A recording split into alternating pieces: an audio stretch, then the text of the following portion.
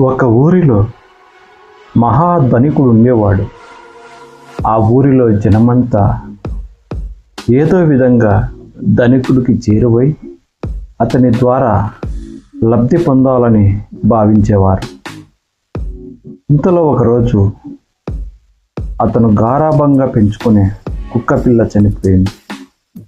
ఈ విషయం తెలుసుకున్న ప్రజలు తండోపతండాలుగా వచ్చి ఆ ధనికుణ్ణి పరామర్శించారు.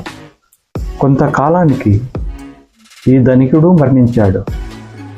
ఈ వార్త విన్నప్పటికీ చూసేందుకు ఒక్కరు కూడా వెళ్ళలేదట.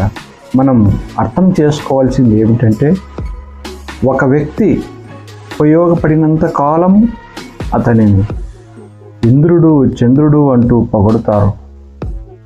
అదే వ్యక్తి నిస్సహాయ స్థితిలో ఉంటే జాలి కూడా చూపరు, అందరూ విడిచిపెట్టి వెళ్తారు. ఇదే ఈ లోకం తీరు.